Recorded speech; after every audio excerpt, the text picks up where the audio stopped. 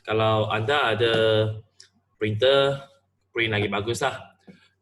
Okay, kita dah bincang soalan ni dan esok kita akan masuk latihan 4.2.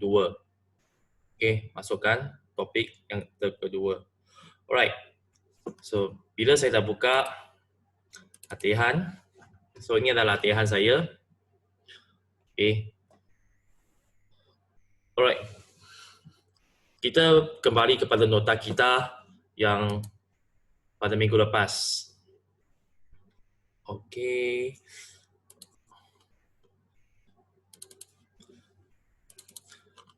So minggu lepas kita dah belajar tentang bab 4 teknologi hijau.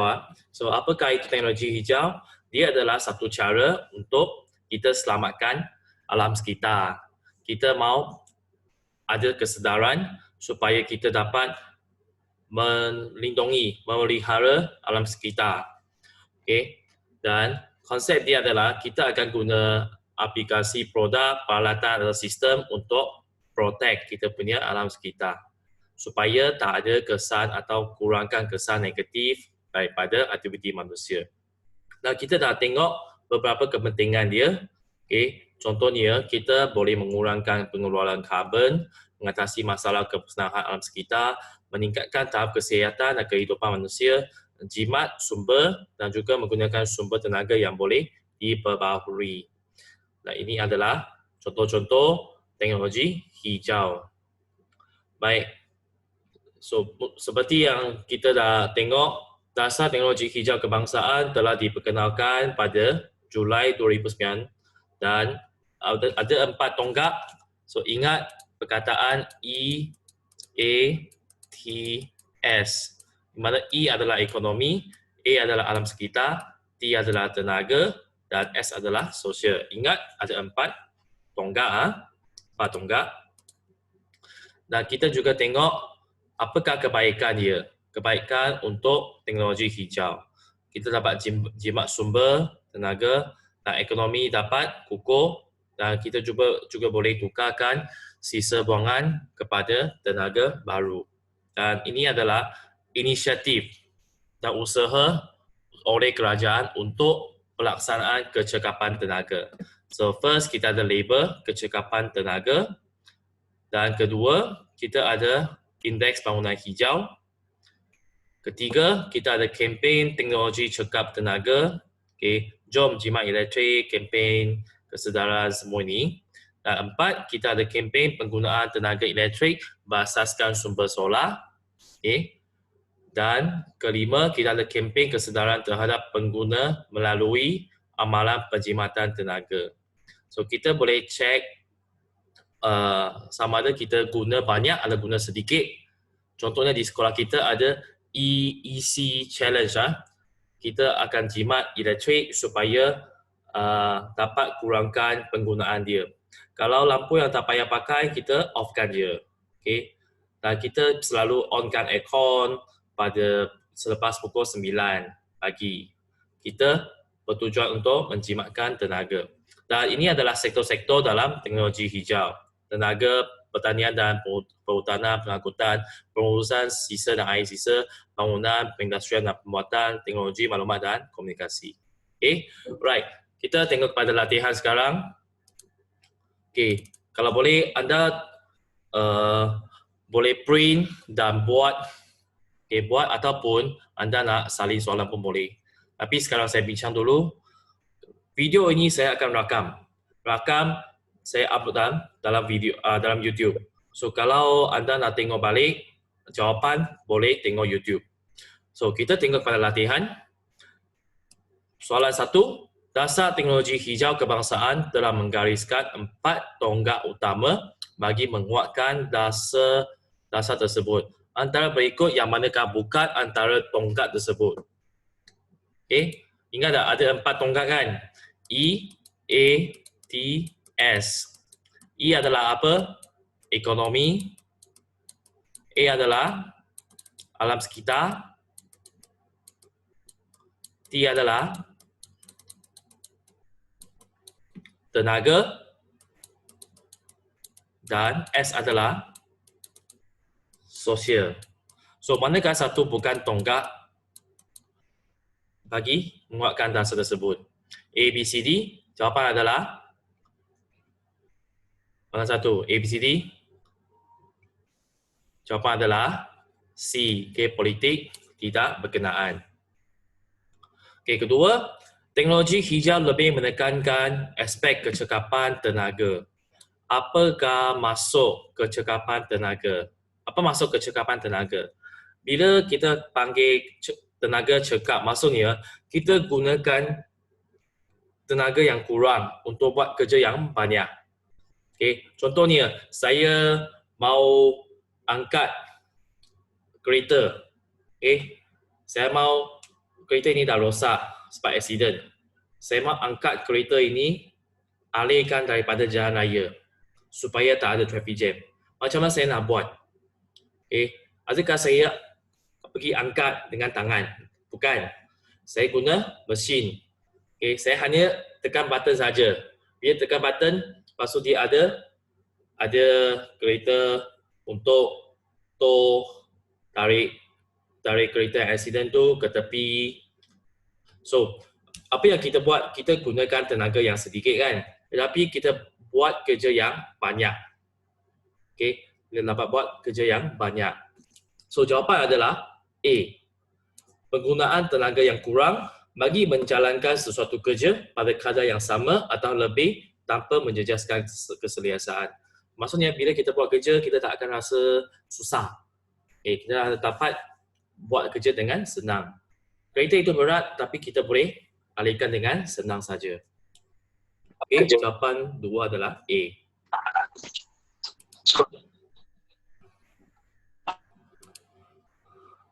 Okay, alright. Soalan 3. Yes, Amy, ada soalan nak tanya?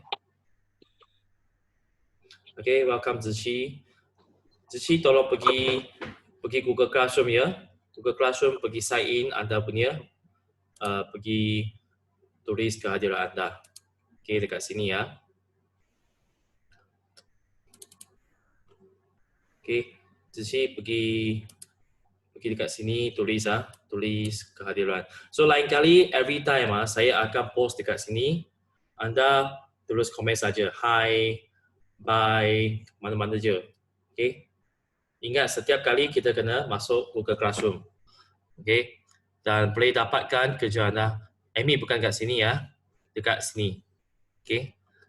Dekat bawah post saya. Sebab saya dah post status kan. Ni status saya. So you komen dekat bawah. Kalau tak you bayangkan ada 20 lebih orang komen hi. Postkan status kat sini. Tak baik kan? Okay. Alright. Okay, good. Macam Ziqi, hi. Okay, good. Okay, kita pergi kepada soalan seterusnya. Okay, soalan 3. Antara yang berikut yang manakah bukan contoh bagi teknologi hijau dalam kehidupan? Okay, mana salah satu bukan? Kereta solar, betul tak? Okay, betul. Kincir angin, apa itu kincir angin? Okay, kincir angin adalah inilah. Tadi yang kita nampak kan? Okay. Dia macam kipas angin. Sekejap saya sharekan.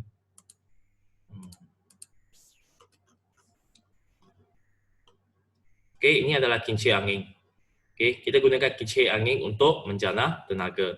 So jawapan kincir angin pun betul juga. Okay, kincir angin betul. Ini betul, ini pun betul. Baja kimia betul tak? Okay. Baja kimia sebenarnya kita kena tengok. Ada baja kimia yang dia mungkin menyebabkan pencemaran kepada alam sekitar. Okay, so ini bukan. HCFC, apa itu HCFC? HCFC dia adalah hydrochlorofluorocarbon. Okay, dia adalah satu gas dalam peti ais. Okay, kalau kita guna aircon, kita guna peti ais, kita perlukan gas ini untuk function. Tetapi, okay, CFC ini adalah kita yang guna sebelum ni. CFC dia sebenarnya dia akan menyebabkan kerosakan ozon. Tahu tak ozon? Kalau kita ada bumi, kat sekeliling ada ozon kan, yang berikan oksigen kan. So ozon ini dia akan semakin nipis. Bila semakin nipis, matahari dia dapat tembus dengan lebih banyak. So kita mungkin akan dapat kulit, kanser kulit. Okay. Tapi kalau kita tambahkan H kan, hydro kan, so dia dapat mengurangkan karbon. Okay. Kurangkan karbon. Kita gantikan CFC kepada hydrochlorofluorocarbon. So jawapan adalah boy. Okay. Boy adalah yang paling betul jawapan. Yes, ozon dia adalah 大气层给臭氧。Okay. Alright. Okay, seterusnya, padankan huraian bagi sektor dalam teknologi hijau berikut dengan betul. Kita ada 7 sektor kan. Okay, kita kena pilih mana satu betul dan kita padankan. Okay, kalau sektor tenaga, apa tujuan dia? Apa tujuan dia? Sebenarnya nota saya dah ada. Okay, nota saya kalau anda perhatikan ada. Okay. Okay, tengok ada kan? Sektor tenaga dia buat apa? Okay. Tenaga alternatif yang lebih bersih, bebas karbon menggantikan penggunaan bahan api. Okay, contoh hidroelektrik, solar dan angin. Okay, ini adalah sektor tenaga. Sektor pertanian dan perhutanan. Okay, tujuan dia untuk mengawal kadar gas karbon dioksida. Okay, itu untuk pertanian dan perhutanan. Sebab apa? Kalau kita dapat mengawal hutan supaya tidak ditebangkan, pokok dia akan ambil apa? Ambil karbon dioksida untuk melakukan fotosintesis. Sebab bila kita nafas, kita akan ambil oksigen masuk dan karbon dioksida akan keluar daripada hidung. Oleh itu, karbon dioksida ini kalau dia semakin bertambah, maka dia akan menyebabkan suhu bumi semakin tinggi. So, untuk mengurangkan karbon dioksida ini, kita kena tanam banyak pokok. Bila kita tanam banyak pokok, pokok itu akan ambil karbon dioksida dan keluarkan oksigen. Okay, so itu adalah sektor pertanian.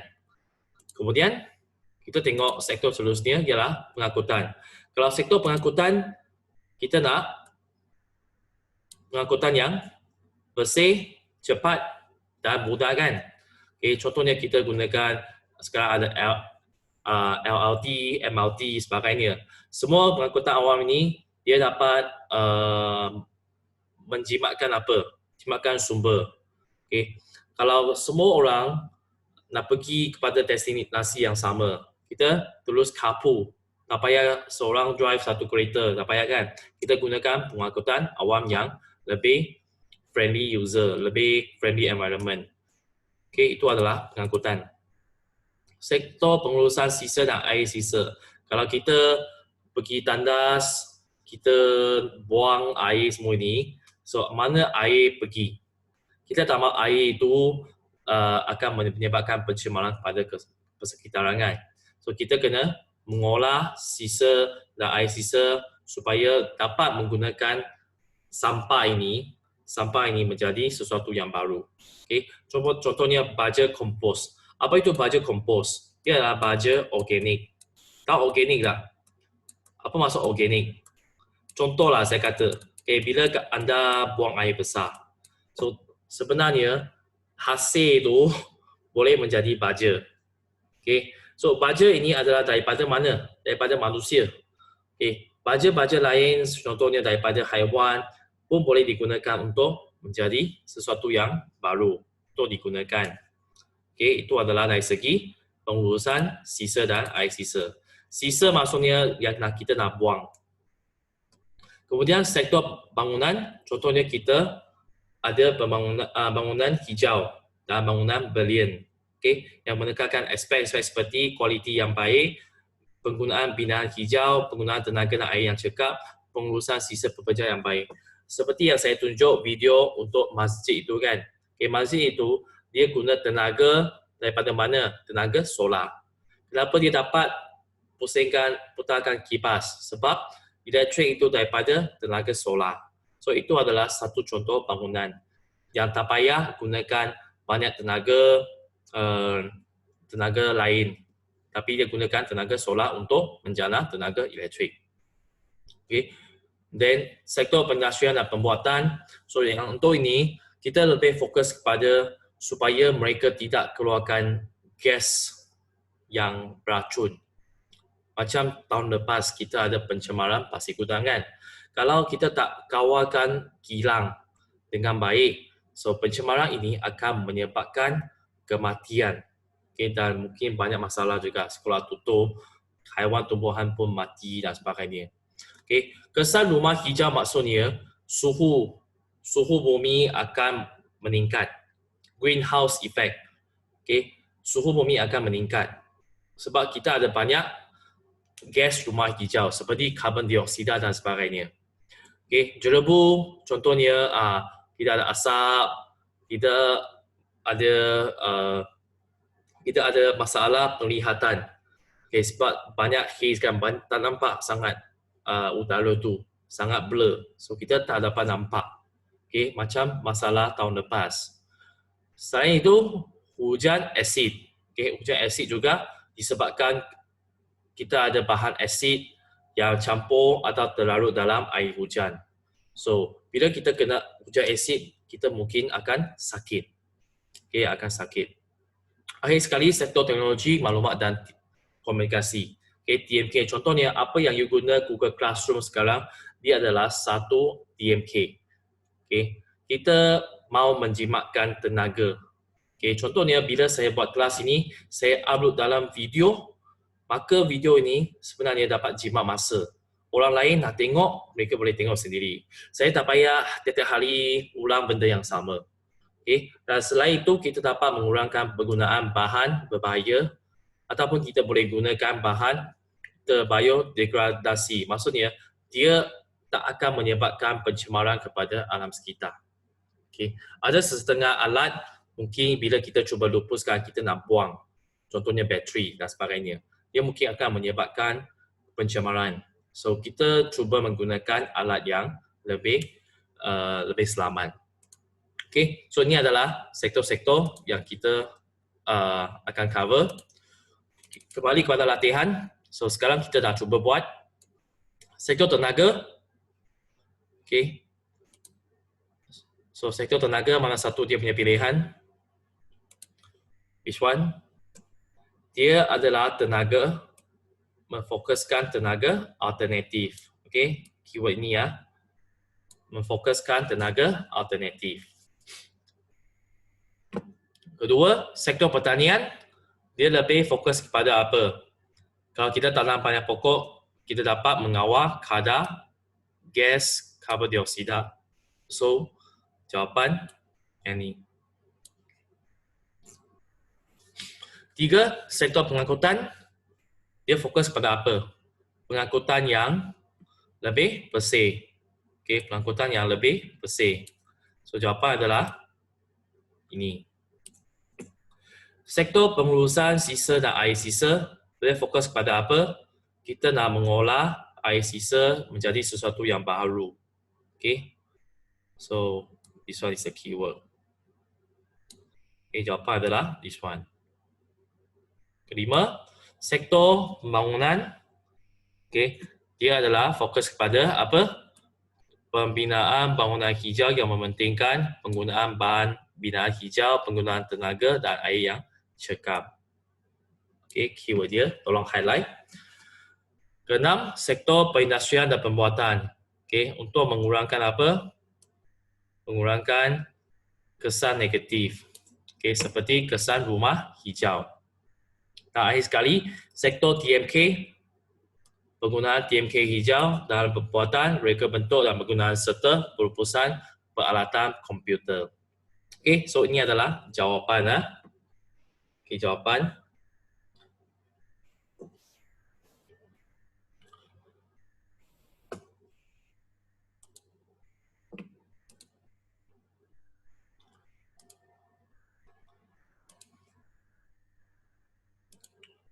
Nabiha sudah hilang. Nabiha hilang. Okay. Alright. Dah siap? Okay, kita pergi kepada Soalan seterusnya, ada 2 soalan lagi. Nyatakan 5 inisiatif dan usaha yang dijalankan ke arah pelaksanaan kecekapan tenaga. Masih ingat tak tadi yang saya sebut 5 itu? Okey. So, jawapan adalah pertama sekali kita kena ada labor. Okey. First, yang ini. So, anda boleh tulis, okey, dekat jawapan. Pertama adalah labor kecekapan tenaga. Okey. Kita dapat tahu sama ada sesuatu dia jimat atau tidak melalui labor. Okey. First adalah labor kecekapan tenaga. Okey. Dan kedua adalah indeks bangunan hijau. Okey. Indeks bangunan hijau adalah jawapan dia. Okey, GBI. Contohnya masjid dekat Cyberjaya. Okey. Indeks bangunan hijau. Dan ketiga, dah siap? Ketiga, dia adalah kempen. Kempen teknologi cekap tenaga. Kempen teknologi cekap tenaga. Okey. Contohnya jom jimat elektrik. So melalui kempen-kempen ini dia dapat memberikan kesedaran kepada manusia. Kempen teknologi cekap tenaga. Yang semua ini ada dalam nota PowerPoint. Anda boleh rujuk. Kempen teknologi cekap tenaga. Dan keempat adalah kempen penggunaan tenaga elektrik berasaskan sumber solar. Kita guna tenaga elektrik melalui sumber solar, tenaga solar. Sumber solar. Kalau PowerPoint tak dapat cari, buku teks pun ada. Buku teks ada jawapan. Dan soalan jawapan terakhir adalah kempen kesedaran terhadap pengguna melalui amalan penjimatan tenaga. So ada 5. Okey, first adalah labor kecekapan tenaga, kedua indeks bangunan hijau, ketiga kempen kesedaran untuk jimat tenaga, keempat kempen kesedaran menggunakan tenaga elektrik berasaskan tenaga solar. Dan akhir sekali, kempen kesedaran terhadap pengguna melalui amalan penjimatan tenaga. Okey, dapat jawapan? Dapat tak? Okey, kita pergi kepada soalan last sebelum kita habis hari ini. Apakah kebaikan pengalaman kecekapan tenaga melalui pengamalan teknologi hijau? Apakah kebaikan dia? Okey. So, apa yang baik sebenarnya? Bila kita guna tenaga hijau, kita dapat menjimatkan tenaga, kan? Okey. So, ini adalah kebaikan. Dia dapat menjimatkan tenaga. Kedua, kita dapat memperkukuhkan ekonomi dan elakkan pemaziran. Okey, contohnya botol plastik jangan buang. Mungkin anda boleh gunakan untuk buat sesuatu yang baru, kan? Okey, kertas pun juga jangan buang. Mungkin anda yang dah tulis jangan buang, boleh buat benda lain. Dan ketiga, sisa buangan tu kita boleh tukar kepada bentuk tenaga baru yang lebih bersih dan selamat. So ini adalah jawapan untuk soalan 6. Okey, so ini adalah berkaitan dengan 4.1 teknologi hijau. Untuk esok kita akan tengok 4.2 sektor tenaga. Okey, itu sahaja daripada hari ini. So ada soalan? Tak ada. Bagus. Okey, ingat either anda salin ataupun print. Okey, print dan terus isi tempat kosong saja. Okey. Okey. Alright, kita jumpa hari esok. Bye-bye semua. Bye-bye. Bye.